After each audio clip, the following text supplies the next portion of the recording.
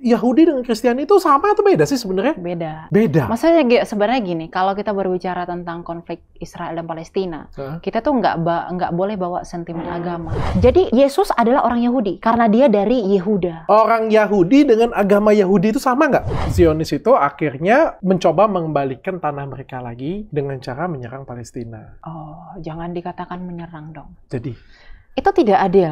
Alkitab memang menyatakan bahwa pada akhirnya nanti Israel itu akan dipulihkan. Dalam artian begini, akan dimenangkan. Alkitab mengatakan nanti seluruh dunia itu akan mengaku bahwa Yesus itu adalah Tuhan. Dan mereka itu akan masuk di dalam perjamuan itu. Aku boleh nggak tanya langsung? To the point dan langsung ulti. Boleh. Ya, saya terbuka. Kamu tim Israel atau tim Palestina? Saya harus katakan ini. Tapi bagaimanapun secara pribadi, saya harus ungkapkan ke teman-teman. Israel itu, kekristenan itu nggak boleh lepas dari Israel.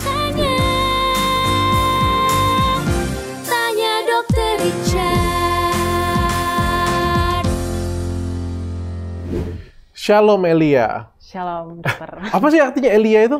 Elia itu dari Ibrani artinya Tuhan adalah Allah. Oh benar ya? Iya aku tuh lupa inget sih. Betul. Tapi Tuhan adalah Allah ya. Tuhan Elia adalah artinya ya. Tapi Tuhan di sana itu bukan Tuhan secara umum. Jadi? Tapi nama Hashem itu. Jadi Yod-Heh-Vav adalah Allah. Oh oke. Agak nyampe gitu.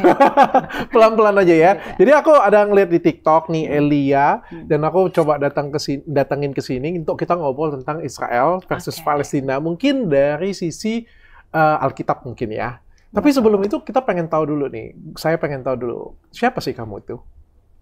Bapak pendeta, pastor, frater?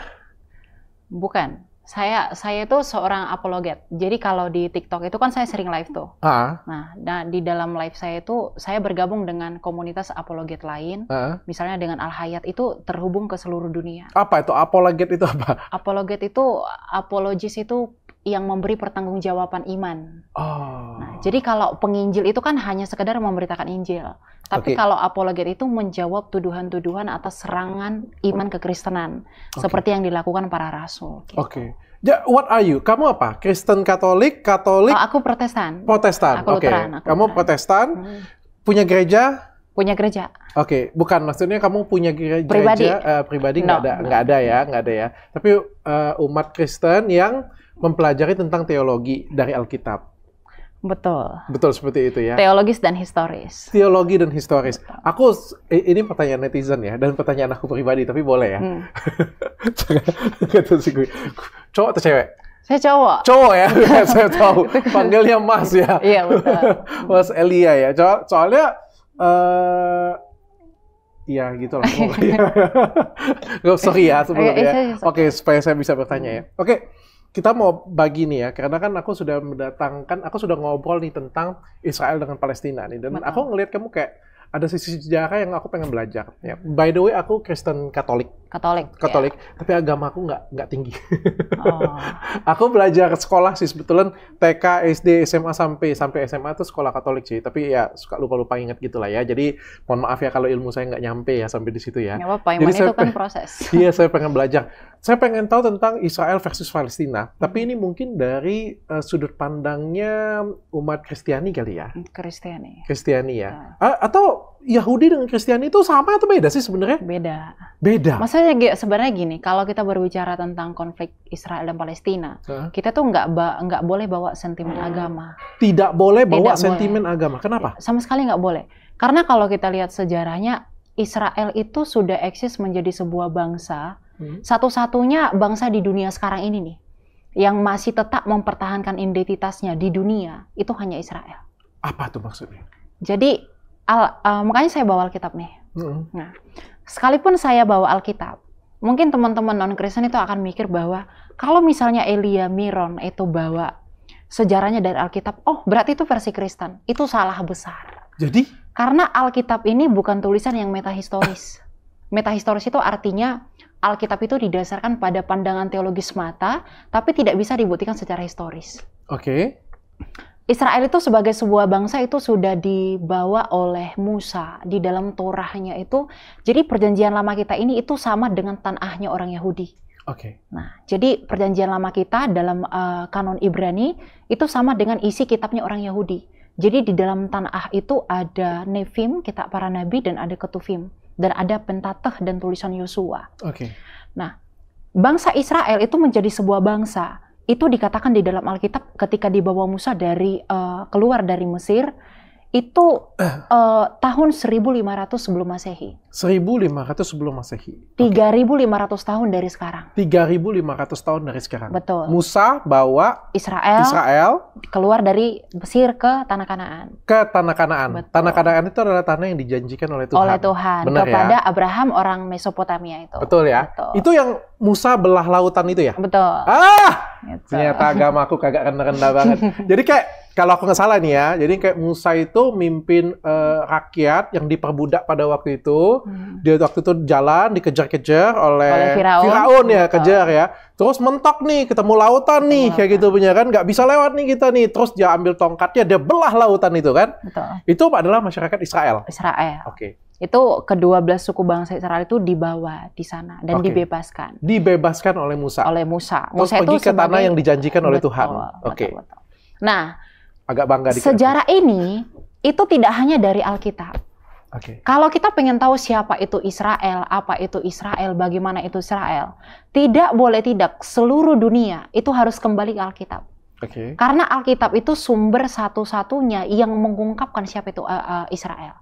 Jadi Israel itu adalah nama yang diberikan kepada Yakub. Jadi Israel itu dari bahasa Ibrani itu terbuat dari dua akar kata, Yisra dan El. Yisra itu artinya menang, El itu artinya Allah. Meskipun itu nama baru bagi Yakub, Yakub ini kan anaknya Ishak, cucunya Abraham. Nah, tanah Kanaan itu kan diberikan kepada Abraham. Nah, Israel itu sebagai sebuah bangsa itu sudah dikonfirmasi oleh Musa dalam Torahnya. Bahkan dikonfirmasi oleh catatan di luar Alkitab. Misalnya ada catatan sejarawan kuno itu prasasti Firaun yang bernama Prasasti Meremtah. Pada tahun 1200 sebelum Masehi itu mengatakan bahwa bangsa Israel itu sudah ada. Bahkan bangsa Israel itu menjadi sebuah state, sebagai sebuah negara. Itu sudah eksis pada tahun 800 sebelum Masehi dalam prasasti Moab. Jadi kalau sekarang orang berperang tentang Israel Palestina, Israel itu tidak pernah eksis sebagai sebuah negara, kamu salah. Apalagi mengaitkan dengan agama. Ketika orang berkata bahwa tanah Filistin itu adalah tanah orang Palestina sekarang, itu adalah orang Filistin dulu. Orang Filistin dulu itu sudah diusir ke utara oleh Israel ketika menjajah tanah Kanaan itu. Dan orang Filistin, penduduk asli Kanaan, itu penyembah pagan. Penyembah pagan itu penyembah dewi kesuburan. Itu bukan orang Yahudi. Atau mungkin karena dalam hal itu selalu dua pihak, teman-teman Muslim sama Kristen gitu ya. Sama sekali Islam itu belum ada di sana. Karena Islam itu secara resmi itu lahir pada abad ke-7. Di bawah kedatangan Nabi Muhammad sebagai nabi dalam keyakinan teologi mereka. Nah, jadi kalau dikatakan Palestina sekarang itu adalah Filistin dulu, maka Filistin itu adalah penduduk asli tanah Kanaan. Mereka sudah punah di masa pemerintahan Raja Nebukadnezar kok. Mereka sudah tidak ada lagi, gitu. Jadi jadi Filistin tidak sama dengan Palestina. Tidak sama sekali. Meskipun nama itu mungkin diambil salah satunya dari kata-kata Filistin serapannya. Ya, translate bahasa Filistin itu kalau dalam King James Version Alkitab itu memang dituliskan Filistin. Ya, tapi dalam bahasa Indonesia disebut Palestina. Meskipun kemiripan aksara, tetapi tidak bermaksud kepada Filistin kuno, yaitu Goliat yang diceritakan, yang dikalahkan Daud. Gitu. Tidak ada hubungannya sana. Tidak ada hubungannya. Ada satu yang nyangkut di pikiran saya. Sorry ya kalau pertanyaan saya agak bodoh ya kali gitu. Ini kita berbicara dengan Alkitab ya. Betul. Alkitab ini artinya kitab suci agama Katolik dan Kristen ya. Katolik sama Protestan, jangan katakan Katolik sama Kristen, dokter. Karena Katolik itu Kristen. Katolik dan Protestan. Betul. Ya. Yang lucunya itu adalah gini ya, Musa yang tadi diceritain tadi, saya mengingat ada di Alkitab saya kayak gitu punya ya. Tapi kok ternyata orang yang dibebasin tersebut adalah orang Yahudi. Berarti Yahudi, Katolik dan Protestan itu berbeda. Tidak. Maksudnya begini. Kristen itu kan akar dari arti Kristen itu kan sebutan bagi pengikut Kristus toh. Raja Mesias yang lahir di abad keempat itu. Nah, jadi orang-orang pada masa itu menyebut orang yang mengikuti Kristus, raja itu sebagai, kalau orang Ibrani menyebutnya sebagai Mesihim. Kalau orang Yunani itu disebutnya Kristianos. Jadi Yesus adalah orang Yahudi karena dia dari Yehuda. Orang Yahudi dengan agama Yahudi itu sama nggak? Yehuda dengan Yahudi itu satu pemahaman yang sinonim secara antropologi. Karena kata Yahudi itu berasal dari Ibrani Yehudi, dari Yehuda. Karena kan setelah masa pembuangan ke Babel kan orang-orang itu sudah mulai acak-acakan. Ketika Raja Koresh itu mengatakan bahwa oke, kamu boleh pulang ke tanahmu. Yang kemudian nanti mereka bangun bait suci kembali pada tahun 70 itu dihancurkan kembali oleh... Saya itu masih nggak nyampe. Kamu jelasinnya terlalu jelimet, otakku yang nggak nyampe atau apa. Yesus itu adalah orang Yahudi. Yesus orang Yahudi karena dia adalah keturunan Yehuda secara khusus. Makanya di dalam... Berarti kita juga adalah orang Yahudi? Tidak. Ya, dokter suku dari mana? Chinese sih. Chinese. Ya, Chinese itu kan bukan keturunan Sem. Itu keturunan Yafet. Oke. Jadi kan dari Nuh, nah kembali lagi ke Alkitab. Dari Nuh, Nuh itu ada 3 anak. Ada Sem, ada Ham, ada Yafet. Kalau kita lihat di Kejadian 10, orang Kanaan ini disebut sebagai apa? Orang Kalushim, anak Misraim, anak Ham. Jadi orang-orang Mesir ke sana itu adalah anak-anak Ham. Sedangkan orang Abraham itu namanya itu nama Semitik. Sedangkan kita ini orang Asia ini orang-orang Yafet. Oke. Dari Yafet. Oke. Saya ketawa bukan ngetawain kamu ya, saya ketawain diri saya sendiri boleh ya. Ini cuma aku aja atau kalian juga sih sebenarnya? Kalian juga nggak nyampe, oke. Kualitas otak kita sama. Tapi Yesus itu adalah orang Yahudi. Yesus orang dan Yahudi. Orang Yahudi dan agama Yahudi itu berbeda. Keagamaan Yahudi itu bukan Yahudi, namanya Yudaisme. Betul. Dan itu berbeda ya? Berbeda. Jadi orang Yahudi, bangsa Yahudi dengan keagamaan Yudaisme itu berbeda. Orang bangsa Yahudi itu memiliki agama disebut Yudaisme. Jadi kita harus bedakan. Tidak semua orang dong? Tidak semua, karena ada yang proselyte. Oke, jadi kayak orang Chinese, ada yang Konghucu, ada yang Buddha, ada yang Katolik, ada yang Muslim gitu ya. Jadi orang Yahudi ini ada yang Judaism, ada yang Kristen Katolik, ada juga yang Muslim, yang ada lain sebagainya. Benar ya kayak gitu ya? Betul. Oke, itu dulu sih yang aku belum nyampe itu sebenarnya. Oke, terus lanjut. Ya, jadi orang Yahudi itu kan sebagai sebuah identitas kebangsaan mereka. Oke. Ya. Karena suku bangsa. Jadi kita harus bisa bedakan keisraelan, keyahudian, dan keibranian. Oke. Nah, Ibrani, Israel, Yahudi sebenarnya itu merujuk kepada keturunan Abraham secara keseluruhan. Tapi ya Abraham itu kan mulai dari Abraham, Israel itu kan mulai dari cucunya Abraham. Yahudi itu mulai dari cicitnya. Nah, karena anaknya si Yisrael tadi, yang artinya Allah menang itu ada 12 yang menjadi 12 cikal bakal suku bangsa Israel yang dibebaskan Musa itu. Dan salah satunya adalah Yehuda. Oke. Gitu. Jadi Musa waktu belah lautan, pergilah ke tanah Kanaan. Pergi. Iya kan, mereka menuju Kanaan toh. Pergi ke tanah Kanaan. Tanah Kanaan itu adalah Yerusalem yang sekarang kan? Iya, semua melingkup Israel itu kan. Terus kenapa masalahnya ada cerita katanya tidak mau pergi ke sana masyarakatnya? Siapa tuh? Kan ada yang mengatakan bahwa waktu dibebaskan itu masyarakat Israel bilang takut berperang aja dengan orang berperang, Kanaan. tapi tetap ke sana. Tetap ke sana karena Tuhan katakan itu tanah yang kujanjikan kepada Abraham. Kamu harus ke sana. Dan mereka tetap ke sana. Mereka tetap ke sana dan mereka menang. Dan mereka menang. Tetap ke sana. Itu dibawa oleh Yosua. Oke. Dan sebelum Yosua membawa Israel memasuki tanah itu, orang Filistin sudah di sana. Orang Filistin sudah di sana. Nah, pada waktu di sana ribut nggak mereka? Ya ribut dong, perang. Makanya Filistin diusir ke utara toh. Filistinnya diusir. Kan Filistin ini orang Mediterania ya, dari Laut Tengah. Oke. Mereka diusir semua, dijajah habis semua ke utara. Pada waktu mereka datang, orang Israelnya itu mengusir orang Filistin. Iya, mereka diusir. Dan orang Filistinnya pergi. Pergi dong. Oke. Dan mereka punah ketika Nebukadnezar itu datang. Oke. Punah ya? Ya punah dong. Punah ya? Okay. Tidak ada sisa. Karena mereka penyembah pagan. Kalau dihubungkan dengan Palestina sekarang, itu orang Arab Palestina. Ada nggak penyembah pagan? Kan tidak ada. Orang Filistin itu penyembah pagan. Penyembah pagan. Oke. Lalu pada waktu, berarti sudah dikuasai Israel dong tempat itu? Sudah dikuasai Israel. Oke. Lalu kenapa bisa jadi seperti sekarang? Nah, ini tuh panjang dokter. Panjang sekali. Buat pendek aja sih sebenarnya. Ya. Jadi Filistin itu sebagai sebuah Filistin itu pernah dimention oleh sejarawan kuno. Namanya itu adalah Herodotus pada tahun 400 sebelum Masehi.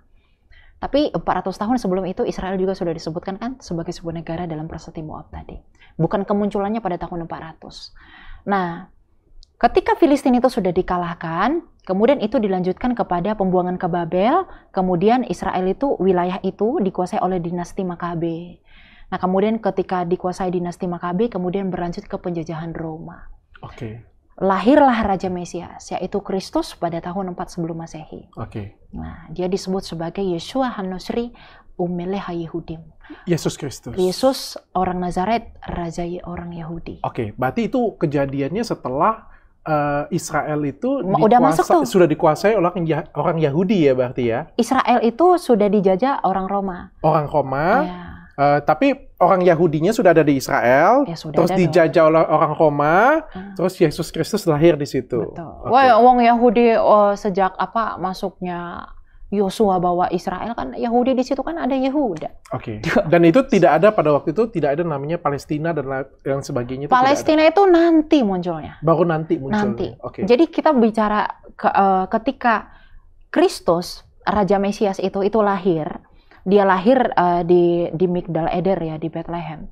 Nah, kemudian dia mati tersalibkan pada abad pertama. Itu gereja pengikut Kristus itu terbagi jadi 2. Nah, ada pusat gereja itu di Antioquia. Nah, di Alkitab dikatakan bahwa di Antioquia lah pertama kali disebutkan Kristen. Nah, Kristen itu mengikut kepada orang-orang pengikut Kristus tadi yang disebut Mesihiyim sama orang Ibrani. Tetapi di gereja Yerusalem itu dipimpin oleh Rasul Yakobus, saudara Kristus. Nah, ini adalah orang-orang Yahudi yang berdarah Yahudi. Tapi yang di Antioquia itu yang berdarah non-Yahudi. Tetapi tidak masalah mereka hidup berdampingan. Kenapa? Karena bagi orang Yahudi, meskipun Torah 613 misfot itu tidak berlaku bagi orang yang non-Yahudi tadi, tapi berlaku 7 hukum Nuh. Nah, 7 hukum itu berlaku bagi mereka dan hidupnya aman-aman saja. Oke. Tapi di dalam Israel itu sendiri, semangat orang Israel itu ada disebut kelompok Zelot. Kelompok Zelot ini kalau sekarang itu bisa disebut mirip dengan kelompok Zionisme. Oke. Kelompok Zelot ini adalah bagian Farisi. Orang-orang Farisi, bahkan murid Yesus ada bagian Zelot juga. Yang memiliki rasa patriotisme dan nasionalisme kepada bangsa Israel yang dahulu yang sedang dijajah Romawi sekarang. Bukan agama. Jadi bukan agama. Motif orang-orang Zelot ini mau mempertahankan tanah mereka. Itu karena semangat mereka. Bahwa tanah ini memang bagi kami. Nah, orang-orang Zelot ini kemudian melakukan pemberontakan kepada Romawi pada saat itu. Dan mereka tidak berhasil. Pada abad pertama, kemudian pada pertengahan abad kedua. Bahkan seorang Ravi Akiba itu menganggap bahwa ada seorang Yahudi bernama Simon Bar Kokhba itu dianggap sebagai Mesias. Karena selama 3 tahun mereka berjaya melawan Romawi. Tapi kemudian pada tahun 130-an itu dikalahkan kembali oleh Kaisar Adrianus. Oke. Nama Palestina itu dimulai dari si orang ini nih. Sebelum sampai di situ, saya bikin rekapan dulu supaya kalian tidak keriting ya. Jadi pada waktu itu, masyarakat Israel itu waktu jadi budak. Jadi budak diselamatkan oleh Musa. Betul. Dikejar oleh Firaun, lalu Musanya membelah lautan untuk membebaskan masyarakat Israel. Betul. Pindahlah ke tanah Kanaan, tanah yang dijanjikan oleh Tuhan tadi. Mengusir orang Filistin. Orang Filistinnya punah, Israel hidup di situ, ya damai sejahtera, lalu Romawi datang untuk menjajah mereka. Nah, pada saat itu, abad keberapa Tuhan Yesus lahir? Abad keempat sebelum abad Masehi. keempat sebelum Masehi, Tuhan Yesus Kristus lahir di situ. Betul. Dan pada saat itu tidak ada yang namanya Palestina, Filistinnya sudah punah pada waktu itu. Betul. Di dalam situ ada banyak suku-suku, salah satunya adalah suku Farisi tadi. Farisi itu bukan suku. Bukan suku ya, orang Jadi Farisi. Farisi itu bagian dari Keyahudian. Jadi ada Farisi, ada Saduki. Nah, Saduki ini sudah musnah berbarengan dengan hancurnya bait suci pada tahun 70 oleh Jenderal Titus. Oke, jangan maju mundur. Pusing. Nah, Saya aja sudah pusing sekarang. Jadi itu udah hilang. Jadi pokoknya. Ada kayak kaum yang Zionis gitu, yang Zelot namanya, yang ingin memperjuangkan Israel tadi ya. Oke, sampai di sini ya saya paham ya. Oke, kita lanjutkan. Lalu kenapa ini bisa jadi kemana-mana ini? Berarti kan ini kan sudah tanah yang dijanjikan Tuhan, sudah ditempati oleh orang Israel sendiri, dan kenapa sekarang jadi sengketa? Ya itu tadi, semangat itu tadi.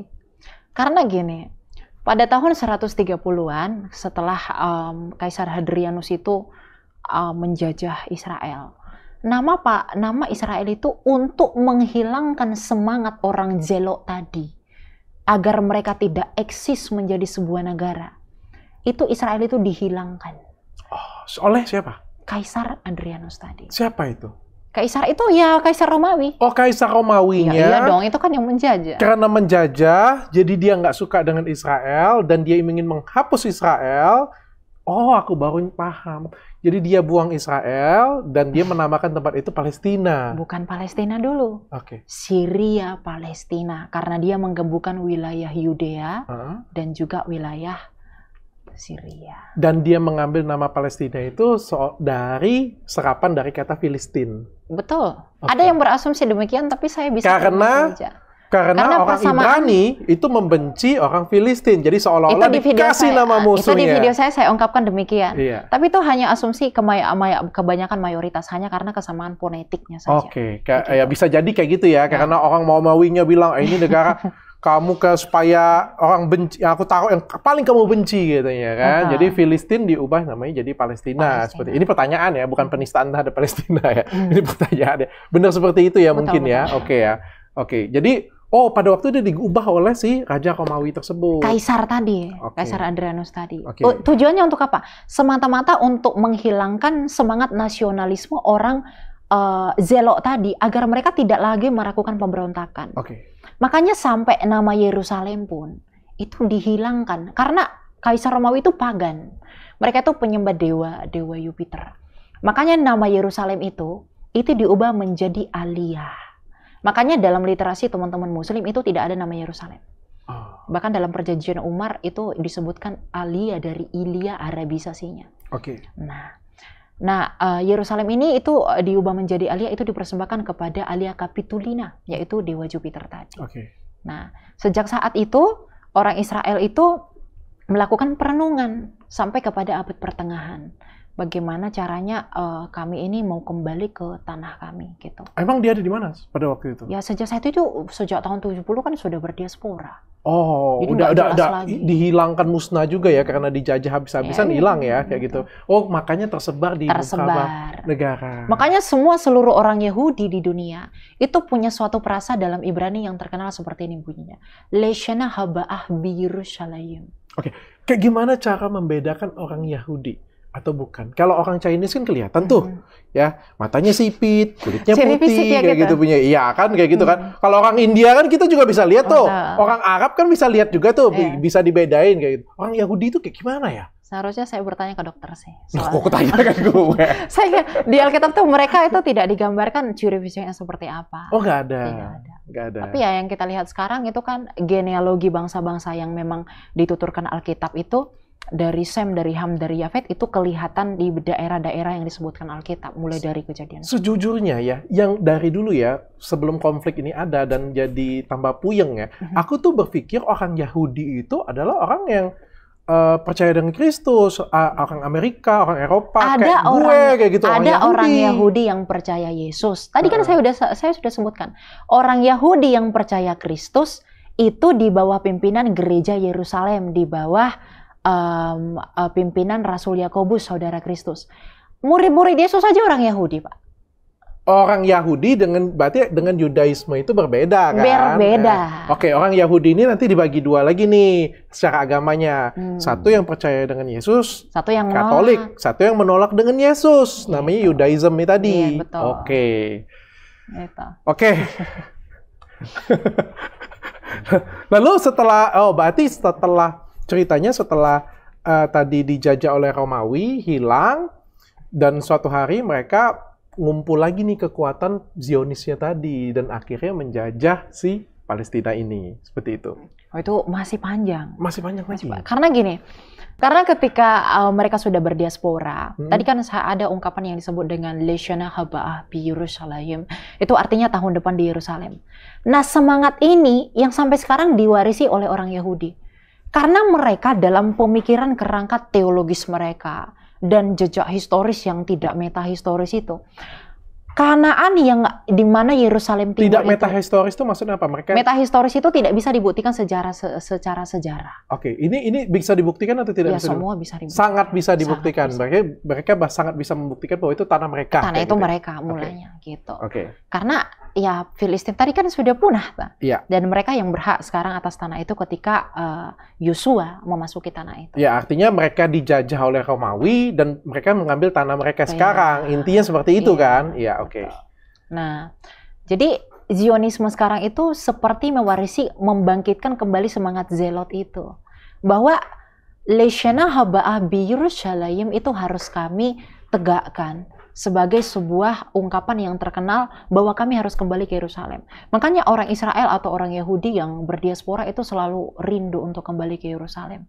Karena dalam semangat mereka, Yerusalem itu segala-galanya, Sion itu segala-galanya bagi orang Israel. Kita nggak boleh bohongin itu. Makanya sampai sekarang orang Yerusalem itu kita sebutnya tembok barat ya, yang ada orang meratap itu. Kalau orang-orang Indonesia itu bilangnya tembok ratapan, sebenarnya itu bukan tembok ratapan. Itu namanya Hakatul Ma'ravi, yaitu tembok barat.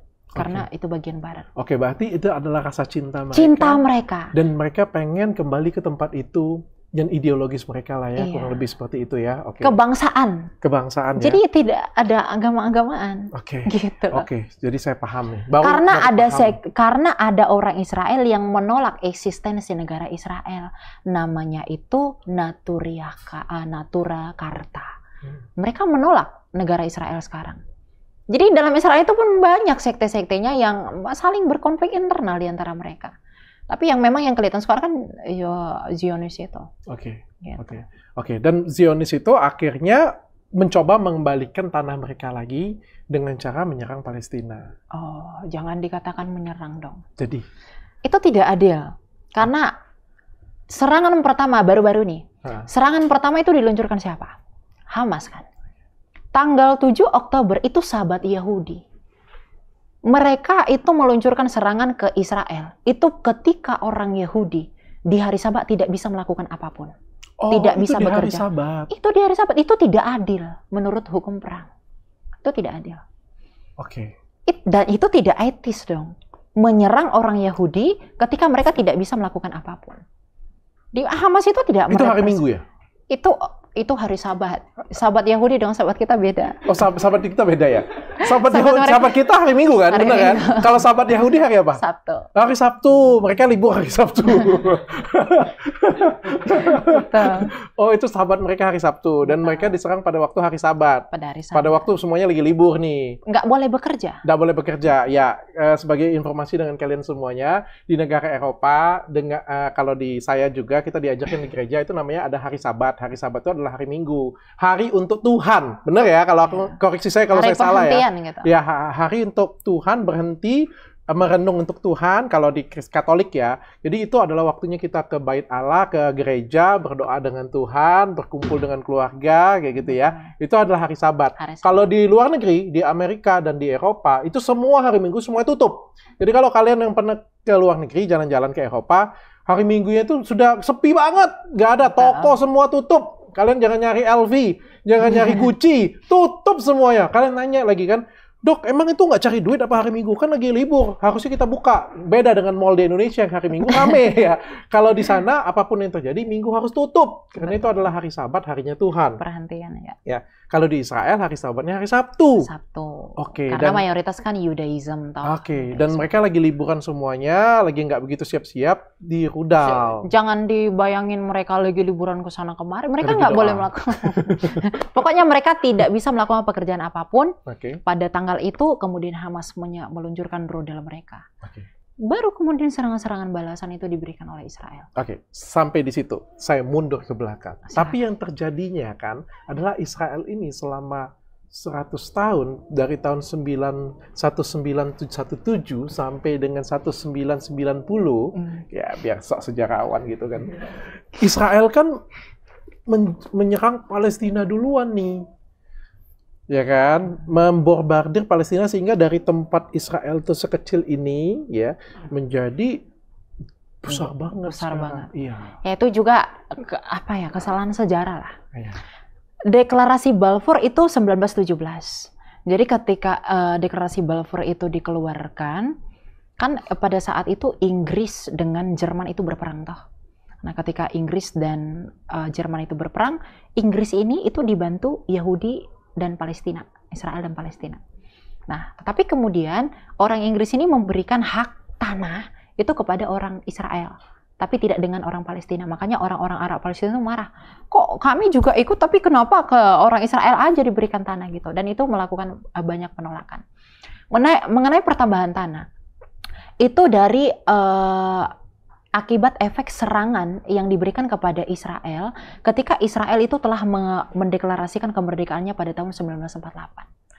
Nah, tahun 1947, Liga Bangsa-Bangsa itu mengeluarkan suatu frasa namanya Corpus Separatum.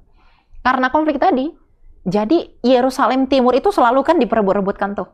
Nah, di dalam Corpus Separatum itu disepakati bahwa tanah ini di Yerusalem Timur yang selalu diperebutkan ini, ya udahlah nggak usah di Palestina, nggak usah di Israel, tapi tetap menjadi situs kota suci 3 besar Abrahamik, yaitu Yahudi, Kristen, dan Islam.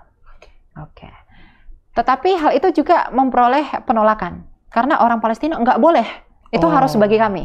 Yerusalem ini diperebutkan. Iya. Tapi kalau PBB bilang ya udah ini nggak usah masuk kemana-mana. Ini punya 3 tempat, jadi kayak gitu punya. Tapi Palestina nggak terima. Nggak terima. Oke. Karena tahta suci Vatikan pun Papa Paus yang mewakili gereja Ritus Latin ya dari Katolik itu bilang dan sepakat dengan aturan itu. Kita nggak boleh berantem lah, biarlah berdamai. Siapapun boleh datang ke kota itu. Makanya dibuat regulasi Corpus Separatum. Pada tahun 48, Israel mencuri start untuk apa? Mendeklarasikan kemerdekaannya. Tapi 1 hari setelah pendeklarasian itu, Suriah, Lebanon, Irak, Saudi Arabia menempur Israel. Digempur. Setelah itu digempur, Israel menang. Dan wilayah mereka tadi dari rencana pemisahan PBB tadi, itu karena perang itu bertambah 50%. Lebih. Karena mereka diserang. Kok gimana ceritanya mereka diserang kok bisa nambah jumlahnya? Ya, karena kan dalam perang itu ketika mereka itu diserang untuk tidak mengakui eksistensi Israel, maka Israel ini melawan balik, maka tanah itu dikuasai sama mereka. Jadi perang itu datang lagi loh gitu. Oke. Jadi walaupun mereka merdeka, mereka tetap melakukan perang kayak gitu ya? Iya, karena kan mereka diserang duluan. Oke. Betul. Karena kan PBB dulu itu Liga Bangsa-Bangsa kan sudah melakukan pemisahan. Ini bagi lo, ini bagi lo gitu. Oke. Tapi kan kalau Israel sudah mendeklarasikan, ya sudah. Tetapi mereka itu diserang, ya wilayahnya diambil lagi. Sama Israel. Dan akhirnya sampai seperti sekarang. Seperti sekarang di berkepanjangan dan akhirnya sampai nyerang Gaza ya. Gaza ini punya siapa sih sebenarnya? Gaza itu kan di daerah Palestina Selatan ya. Itu Palestina. Memang Palestina yang sekarang. Tapi Palestina itu belum menjadi sebuah negara saat itu. Jadi kalau orang Indonesia tuh kan saya pernah ada tonton orang tuh di TV. Ini ada koin dari tahun 1927. Ini menunjukkan bahwa Palestina itu udah eksis sebagai sebuah negara. Wah, saya ketawa aja lihatnya. Kenapa?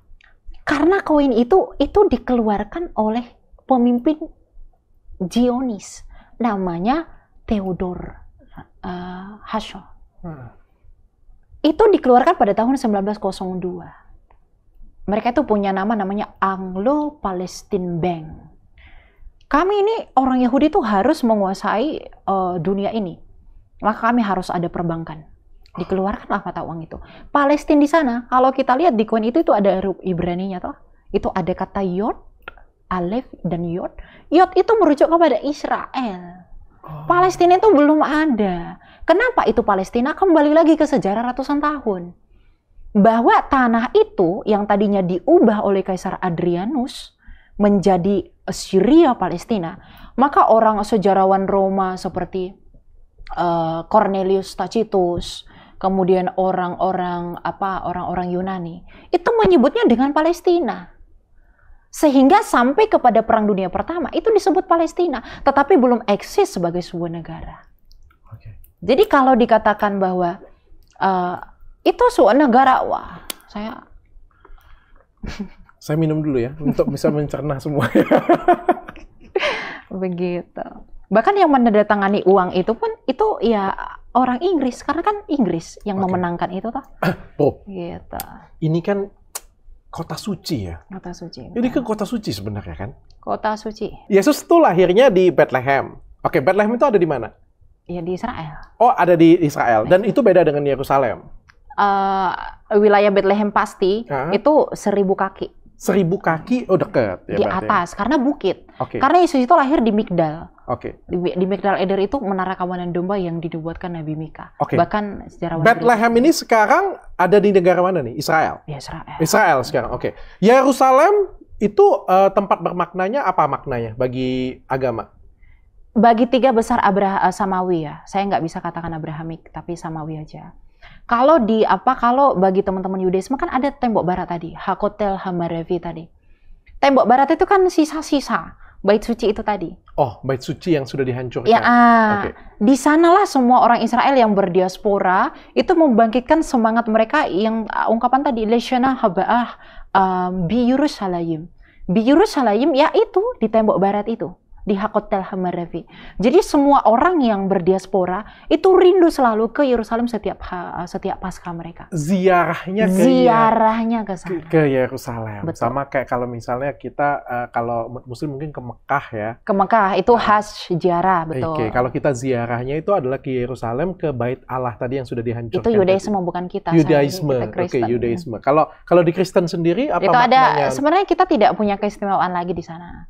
Karena orang Kristen itu ketika Yesus berkata kepada perempuan Samaria bahwa akan tiba saatnya engkau menyembah di dalam roh dan kebenaran. Kamu tidak akan menyembah di bukit ini, di Gerizim, dan juga bukan di Sion, di Yerusalem tadi. Oke. Jadi kita itu tidak punya, Israel itu memang pernah istimewa dulu.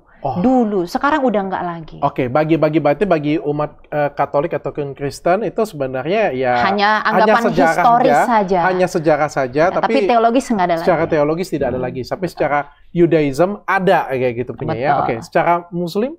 Kalau Muslim kan di sana ada Dome of the Rock toh, Masjid Al-Aqsa juga, sama masjid yang hitam. Itu di Yerusalem? Itu di Yerusalem. Oke, pertanyaannya Yerusalem itu punya siapa sekarang? Yerusalem itu ya di bawah pemerintahan Israel. Masih di bawah Israel? Iya. Sudah di bawah Israel? Di bawah kekuasaan mereka. Kalau secara resmi status hukum saya nggak tahu persis, tapi masih di dalam kekuasaan mereka. Oke. Begitu. Kan itu yang selalu diperebutkan. Oke. Berarti ini bukan perang agama kalau saya ya tidak boleh dikatakan ini adalah perang perebutan wilayah. Orang Yahudi, bukan orang Yahudi yang pengen mengambil kembali tempat dia. Tempat dia. Oke. Orang Yahudi, Judaism, Katolik, Kristen itu berbeda. Muslim itu juga berbeda. Benar ya? Betul. Oke. Paham, agak nyampe. Nyampe nggak kalian? Belajar yang bener dong makanya. Enak belajar matematika kan daripada belajar sejarah. Oke. Abis dari sini ada lagi? Apanya itu? Ada lagi nggak keterangan apa lagi? Sudah sampai di sini ya, berarti sudah sampai selesai ya berarti ya?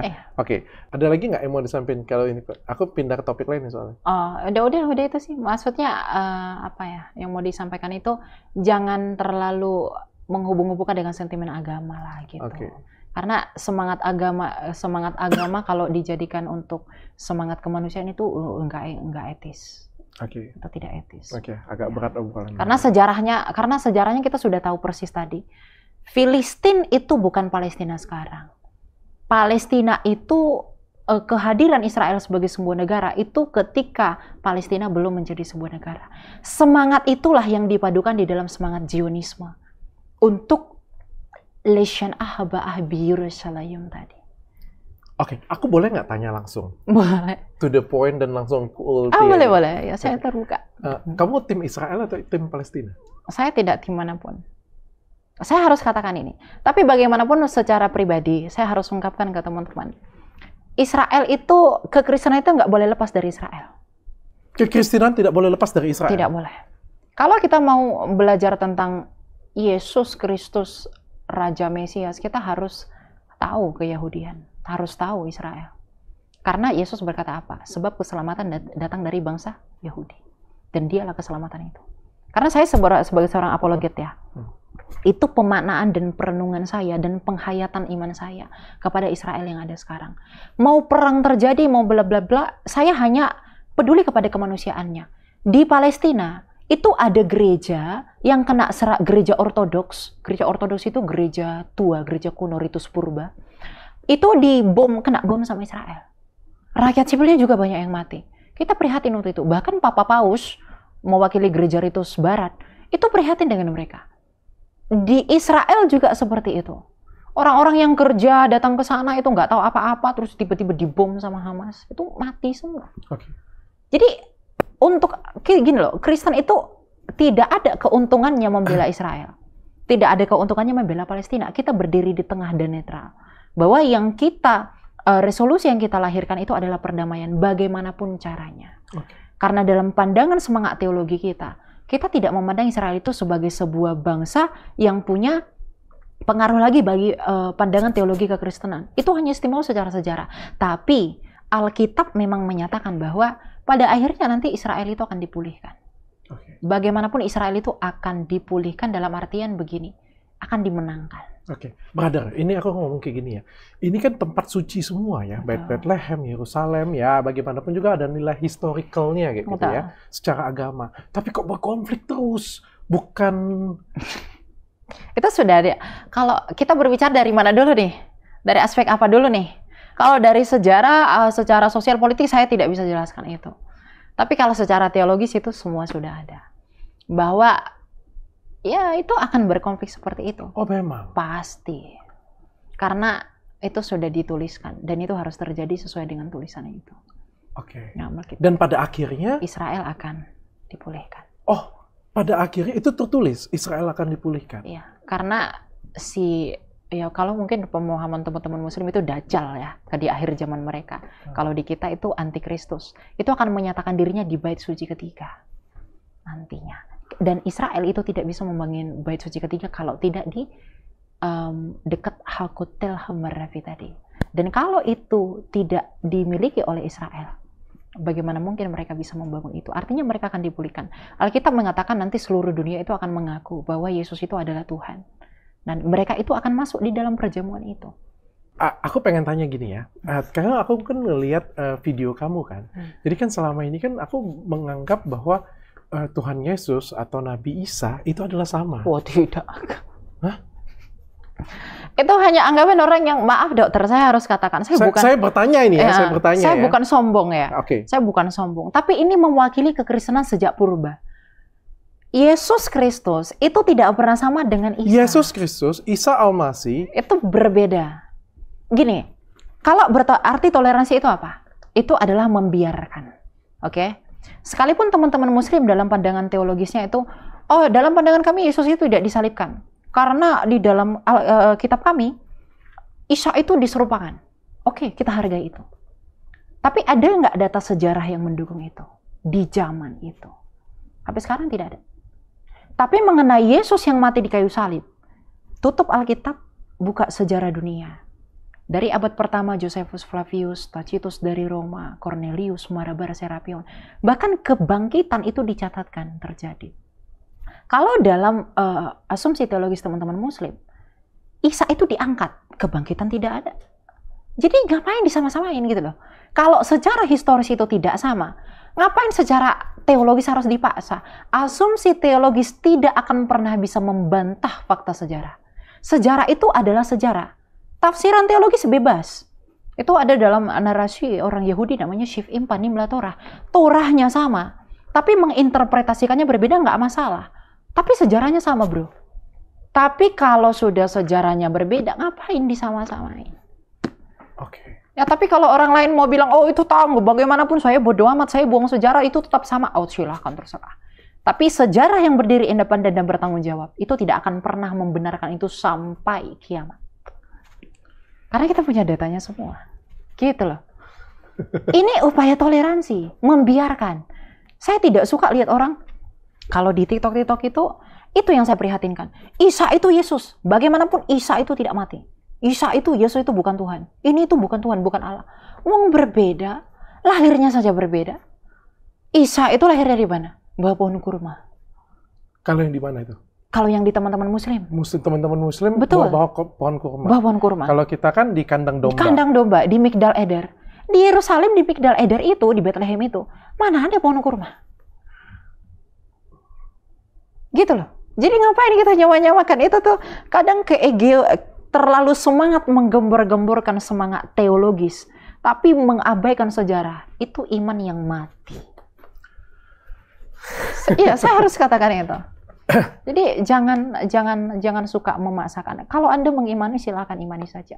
Kita tuh diberi kebebasan beragama tuh. Ya, tapi kalau mengenai paksa memaksa itu saya pikir tidak etis. Oke. Untuk itulah saya datang berapologetika ke sosial media. Saya ambil TikTok karena memang lebih luas jangkauannya. Saya ingin memberitahu itu. Oke. Jadi kan ini kan mereka kan intinya berperang lah ya. Kalau saya sekali lagi saya bela kemanusiaan ya. Betul. Sebenarnya kalau aku pribadi ditanya, aku akan bela Palestina karena sekarang kan Palestina banyak yang jadi korban, ya. Tapi lebih tepatnya, aku tuh bukan membela suatu negaranya, tapi membela sisi kemanusiaan dari korban-korban tersebut sebenarnya, ya. Karena ketika kita membela suatu negara, maka kita tapi itu pun salah, dokter. Kalau di Palestina ada orang yang itu kemudian dokter mengatakan saya lebih ke Palestina. Lalu manusia yang di Israel yang mati itu juga apakah bukan manusia? Manusia juga. Nah, lalu kenapa kita harus mengatasnamakan Palestina atau Israel? Karena Palestina sekarang lebih banyak. Itu yang bukan masalah lebih banyak, bukan masalah kuantitas, tapi masalah jiwa yang hilang itu loh. Karena kalau kita selalu Palestina, tapi mengabaikan sejarahnya, mengabaikan kondisi yang ada di sana. Bolehlah kita mungkin lebih pro kepada apa, tapi kalau sudah mengatasnamakan kemanusiaan, jangan sebut Palestina, jangan sebut Israel. Saya selalu berdiri di sana. Oke, dan kita mau damaikan keduanya. Kita harus memperdamaikan. Dan membawa damai ke keduanya. Ya, membawa damai, karena sama-sama ada yang mati. Masalah lebih banyak, lebih sedikit, itu kan masalah kekuatan perangnya. Masalah siapa yang lebih kuat. Iya, masalah lebih kuat tapi kan motivasinya sama-sama untuk mematikan. Oke. Motivasinya itu loh. Dan ketika kita berpihak kepada salah satu, maka pertikaian ini akan terus-terusan terjadi. Terus-terusan nggak bakal terjadi. Tapi ketika kita tidak berpihak, kita coba memegang kedua tangan mereka, itu perdamaian pasti akan terjadi. Perdamaian. Makanya saya sangat suka sikap Gereja Katolik ya, Paus Fransiskus. Itu memang dia bolehlah jangan ada. Meskipun ya kalau orang Kristen itu kan pro Israel, itu tidak benar.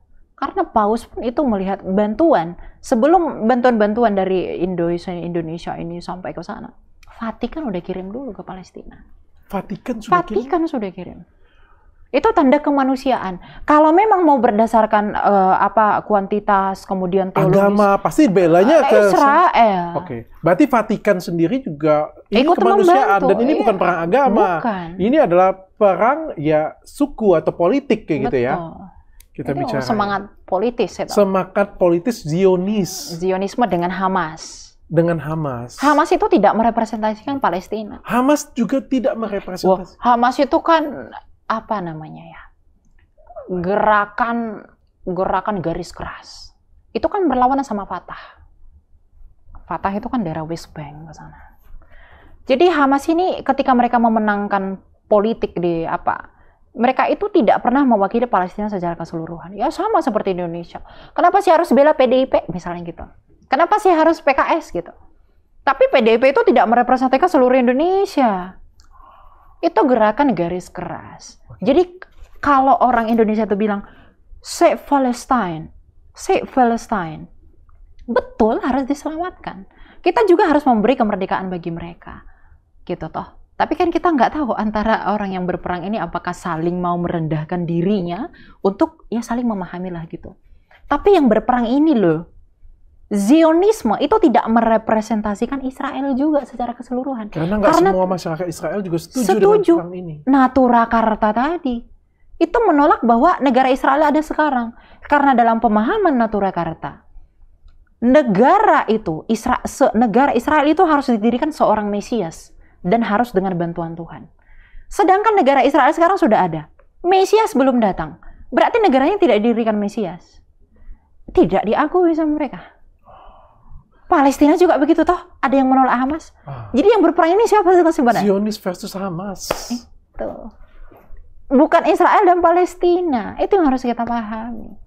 Orang-orang sekarang kan, Israel itu tuh kafir, apa ini, apa terlalu mengada-ngada. Oke. Prihatin saya. Oke, ini dari segi sejarah agamanya. Terus bagaimana menurut Elia, apa yang harus kita lakukan, orang-orang Kristen lah itu terutama ya, atau yang nonton ini, apa yang kita harus lakukan supaya mereka ini bisa berdamai? Mungkin nggak sih berdamai masih? Orang Kristen ya? Ini orang Kristen ya? Kita nggak bisa ngelakuin apa-apa. Karena perang-perang ini itu adalah bagian dari penutupan Alkitab. Nubuatan itu harus selesai. Nubuatan sudah pernah terjadi. Ketika Yesus itu harus mati di kayu salib, terpaku tangannya, dia dianggap penjahat, dia tak berdosa, itu disalibkan. Kemudian juga Yesus itu harus di tengah penjahat persis. Yesus harus mengucapkan Eli, Eli lama sabachthani. Itu telah dinubuatkan 600 tahun sebelum itu terjadi. Sudah tertulis semua. Sudah tertulis. Itu terkait nubuatan untuk Yesus di Yesaya 53 dan juga Mazmur 22. Bahwa inilah Mesias yang sejati, bahwa dia harus seperti ini. Dan itu selesai di Kristus. Kemudian Kristus membawa hukum baru. Kasihi Allahmu, kasihi sesamamu, kasihi musuhmu. Dan dia memberi nubuat, memberi tanda. Israel yang adalah kawanan domba yang sulung, itu menjadi yang bungsu. Kita non-Israel ini, bangsa Arab, bangsa Turki, dan lain-lain, kan itu bukan bangsa Israel. Itu menjadi bangsa yang sulung. Makanya masuk dulu nanti semua dari seluruh dunia kepada Kristus, baru Israel itu belakangan. Dalam rangka itulah kita percaya bahwa ini penggenapan. Karena sejarah belum selesai. Sejarah belum selesai. Itu penggenapannya. Apa yang kita lakukan? Kita hanya boleh berdoa dan juga menyerahkan ini sepenuhnya kepada kehendak Tuhan. Karena itu semuanya sudah tertulis. Sudah tertulis. Oke. Bagaimanapun cara Tuhan itu menggenapi nubuatan ini, itu providensinya dia. Itu kehendaknya dia. Oke. Apa yang tertulis dalam Alkitab akhir dari nubuat itu? Akhir dari nubuat ini yaitu tadi, Israel itu akan dipulihkan. Karena mereka itu terhitung dari 144.000 orang. Itu 144.000 orang itu artinya orang Israel yang penuh genap. Itu masuk ke dalam perjamuan itu, dan kehilangan besar yaitu di luar Israel yang juga percaya kepada Kristus. Yang nantinya akan mengikuti perjamuan kawin anak domba. Begitu. Lalu ketika itu terjadi, apa yang terjadi? Setelah itu terjadi ya kita akan melakukan pengadilan. Kristus itu kan firman. Tugas firman itu kan menghakimi. Ketika penghakiman itu dilangsungkan, maka kita yang percaya kepadanya itu akan turut dibenarkan di dalam kebenarannya dia. Nah, setelah itu kita akan hidup di masa pemerintahan yang baru, yaitu langit dan bumi yang baru, di mana matahari tidak ada, karena yang langsung menyinari adalah terang Allah. Ingat kembali ke Kejadian? Allah itu menciptakan terang dulu toh. Karena Allah itu sumber terang, kemudian menciptakan matahari sebagai sumber terang. Nah, jadi kita itu akan dipulihkan kembali seperti keadaan Adam yang semula. Ketika Adam dan Hawa belum jatuh ke dalam dosa dan hidup kekal di dalam pemerintahannya. Dan Kristus itu memberikan semua kerjaannya kembali kepada Bapaknya. Begitu. Udah selesai, it's the end. Saya nggak bisa bilang ini ono lagi, karena Alkitab hanya memberitahu sejauh itu. Oke. Itu yang tertulis di Alkitab. Itu yang tertulis. Gitu. Terima kasih Elia, saya mendapatkan pelajaran agama. Agama dan sejarah juga sebenarnya. Kalau misalkan penonton nih banyak yang ngotot bahwa Isa itu tetap ataupun tidak percaya dengan apa? Dengan apa yang tertulis di situ. Iya, kalau banyak yang menyangkal itu bagaimana? Ya nggak apa-apa, Kak. Saya tidak masalah. Maksudnya Anda yang terjadi apa nubuatan tadi ya, yang harus terjadi begini-begini. Anda boleh nggak percaya itu terserah kalian. Tapi sejarah yang sudah berlalu nggak boleh kamu sangkal. Misalnya dokter lahir 22 November. Tiba-tiba 5.000 tahun ke depan ada yang bilang, oh dokter Richard itu lahirnya 19 Desember. Percaya nggak orang sama itu? Gue pengen tanya gini aja deh. Gue pengen tanya gini deh. Itu sejarah. Lu percaya Tuhan itu satu nggak? Tuhan itu pasti satu. Tapi kenapa agamanya banyak? Nah, Tuhan itu satu. Agama itu banyak, itu Tuhan izinkan. Tuhan izinkan. Tuhan izinkan. Begini, Dr. Richard. Agama itu banyak, tapi yang Tuhan jadikan sebagai awal keselamatan dan munculnya keselamatan itu adalah Israel. Karena Tuhan itu tidak pernah bawa agama. Itu yang perlu dicatat. Tuhan tidak pernah bawa agama. Tuhan tidak pernah bawa agama. Oh, tidak pernah. Ketika Musa, kan Musa itu naskahnya itu yang tertua toh, Pentateuch itu. Itu yang memperkenalkan diri Tuhan. Itu siapa?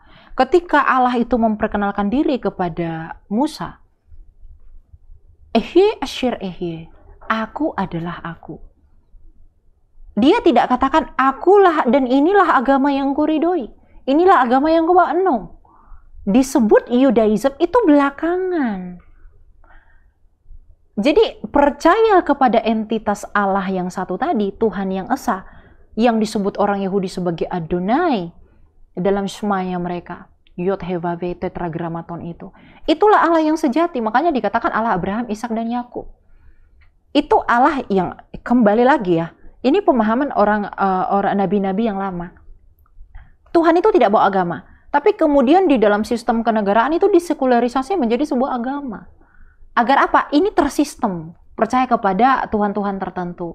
Tapi Tuhan sesungguhnya yang sejati itu cuma satu. Dan yang Abrahamik yang tertua itu adalah Yahudi. Begitu. Kenapa diizinkan Tuhan ada Hindu, ada Buddha? Kembali lagi tadi ke Nuh tadi. Keturunan Nuh ini beda-beda. Sekalipun nanti Nuh misalnya ada Hindu, ada Buddha, ada apa. Sebelum kedatangan Yesus, mereka itu akan dihakimi menurut hati nurani mereka. Itu ada di ayatnya Roma 2. Jadi meskipun mereka menyembah berhala mereka, menyembah Tuhan yang mereka anggap sebagai Tuhan, tapi mereka itu punya hati nurani di dalam hati mereka. Dan Tuhan akan mengadili mereka menurut hati nurani mereka. Tidak dibuang begitu saja. Karena Tuhan itu melukiskan Torah di dalam hati mereka. Oh, walaupun berarti beda keyakinan pun tetap akan dihakimi dan dinilai sesuai dengan perilaku kita. Perlakuannya. Tapi setelah Kristus itu nggak berlaku. Karena setelah Kristus tidak percaya dia, buang semua. Karena keselamatan itu hanya diberikan kepada dia. Yang percaya kepada Yang Tuhan. percaya kepada dia. Kalau misalnya saya tidak percaya dengan Tuhan Yesus, misal ini ya, tapi perbuatan saya lebih baik daripada itu nggak orang berguna. yang tidak berguna. Nabi Yesaya aja seorang nabi berkata, perbuatan saleh saya itu seperti kain kotor. Kita harus sebaik apa sih layak di hadapan Tuhan? Coba dokter. Dosa itu pelanggaran di hadapan Tuhan. Dan pelanggaran sesuai dengan hukumnya kepada Adam harus mati. Ya, tapi kan ini yang bikin chaos, bro. Kalau misalnya di agama kekristenan diajarkan bahwa you yang nggak percaya dengan Kristus tidak akan mendapatkan keselamatan kayak gitu punya. Meskipun kamu baik 300 kali lipat lebih baik daripada orang yang percaya dengan Kristus kayak gitu punya, kamu tidak akan mendapatkan keselamatan kecuali kamu percaya dengan Tuhan. Yang di teman saya yang beragama Muslim pun berkata hal yang sama, sehingga kita ini jadinya bergesekan terus-menerus gitu. Dengan agama yang lain juga punya posisi yang sama, sehingga apakah di atas sana ada banyak Tuhan, atau apa di atas sana surganya ada petak-petak tertentu? Ini petaknya Katolik, ini petaknya semua. Gini dokter, kalau mungkin ada teman-teman Muslim mengatakan, wah kami juga seperti itu, nanti orang-orang non-Muslim itu pada akhirnya semua akan mati, tapi kami nanti dulu akan dibersihkan dulu, kemudian nanti pada akhirnya masuk surga. Itu kan keyakinan teman-teman Muslim toh. Nah, Kristen kami tidak ada seperti itu. Tetapi untuk mengetahui mana yang sejati, ini lagi-lagi kembali kepada perspektif pribadi. Karena sama-sama mengaku dari Abraham, maka harus tunduk di bawah hukum Abraham yang diperkenalkan Musa. Dan itu hanya ada dalam Torah. Oke. Cukup deh, kepala aku sudah pusing. Makasih ya Elia. Tuhan bersertamu, salam. Kalau ada yang salah ngomong, mohon maaf ya. Mohon maaf ya, saya cuma belajar doang. Saya cuma mau bertanya. Ilmu agama saya juga nggak tinggi.